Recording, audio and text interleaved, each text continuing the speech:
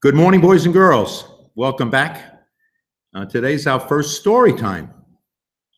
And I'm going to be doing this each Thursday. I don't know what time, but as I told you when I was in the classes, in some of the classes at least, I spoke about it. You can watch it anytime because it's on our YouTube, the district's YouTube channel. But I look forward to doing this. Nice to have you back. No fun reading stories to nobody. This is a story now for our students at Terryville Road and Boyle Road. All right, so settle down. And the name of the story is, My Teacher is a Monster. Uh-oh. Let's get it set up over there. We'll move the camera around.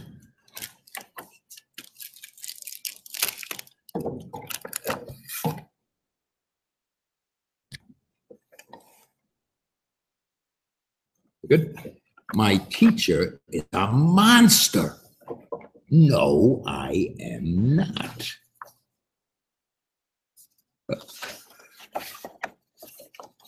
Bobby had a big problem at school. Her name was Miss Kirby. Robert. Uh-oh. That must be Miss Kirby. Move it or lose it. Miss Kirby stomped. Settle down. Miss Kirby roared. No recess for children who throw paper airplanes in class. Miss Kirby was a monster. Bobby spent his free time in the park trying to forget his teacher problems. But one Saturday morning, on the way to his favorite spot, Bobby found a terrible surprise.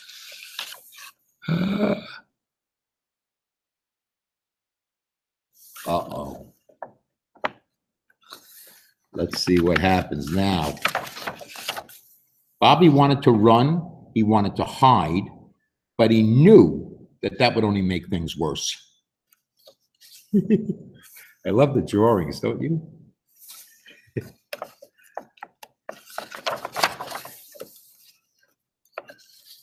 Well, they're just sitting there very quietly, and finally Miss Kirby says, Robert, you don't need to raise your hand here. He was putting his hand up to ask if he could talk to her. Robert, you don't need to raise your hand here, out here. What were you going to say? I was going to say, hello, Miss Kirby. Well, hello, Robert. I like your enormous hat, Miss Kirby. Thank you, Robert. Miss Kirby, it's really strange seeing you outside of school. I agree. Oh, they're quiet again. That happens sometimes where you know what to say next. There was an awkward silence. Awkward. What does awkward mean? It makes you uncomfortable, right? And then a gust of wind changed everything. It blew Miss Kirby's hat off.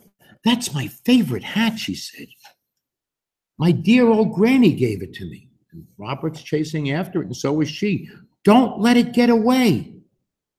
Got it, Robert says. Oh, Bobby, you are my hero. I mean that. That was very good of you, Robert. Oh, you're welcome, Miss Kirby. Quack, says the duck. Those ducks sure like you. Well, they know I enjoy quacking with them. Quack, quack, quack, quack, quack, quack, quack, quack.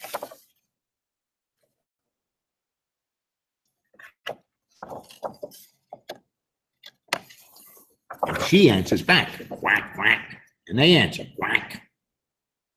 And Bobby goes, quack, quack. And they go, quack, quack, quack, quack, quack, quack. They're quacking together. It's a pretty cool thing. When they were all quacked out, Bobby had an idea.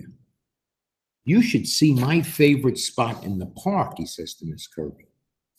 Be careful, she says. Yes, Miss Kirby, he answers. This is lovely. And then Miss Kirby had an idea. She hands him something, a piece of paper, it looks like.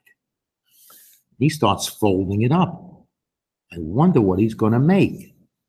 A paper airplane. And she's smiling. And look at her face now. Good point, Mr. Pisano. Before she looked very angry, didn't she, in those earlier pictures? See it? Big teeth pointing up.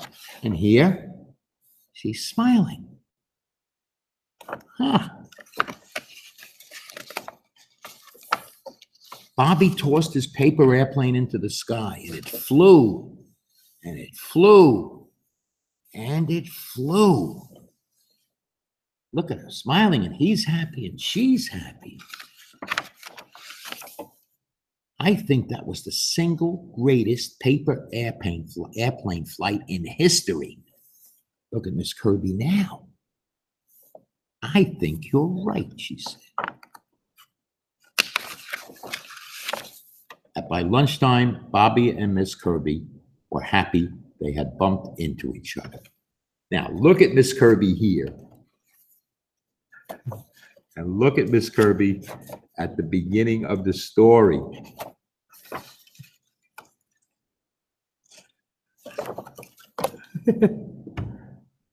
They were ready to say goodbye. See you Monday, Bobby. Bye, Miss Kirby. Coming through, Miss Kirby says. Back at school, Miss Kirby still stomped. And then the bear said, roar. Miss Kirby still roared. Great job, Bobby. But was Miss Kirby still a monster?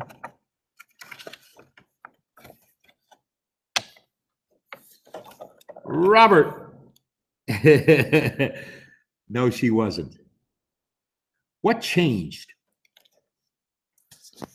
What do you think changed? If you had to ask yourself that question, did Miss Kirby really go from looking like a big monster to looking like a nice lady, pretty lady? No, it was the way Bobby was looking at her, wasn't it? And sometimes we do that. We say, oh, that person looks angry, or that person looks like they're mad at me. And many times they're not. And when you get to know them, oh, that person looks mean. But once you get to know them, they look very nice, and they are nice. So let's remember that when we meet a new person. There's an old saying that goes, you can't judge a book by its cover. If you judge the book by its cover, this was going to be a pretty nasty story. But it was a very nice story, wasn't it? Well, I enjoyed being with you today. I'll be back next week. And we're going to be on location. That's what I don't know if I mentioned this to you. We're someplace other than my office. Maybe talk with your teachers. Send me a note with where your class thinks we were. And I'll tell you next time. Some of you will know right away, but others might not have any idea. But we're going to be on location this year. Mr. Pisano had this great idea. He said, maybe we should try something different. And I said, what would you like to try? He said, let's go places to tell the story. Let's go around the district. So we did, and it was fun. All right, I'll see you next week. Have a great week.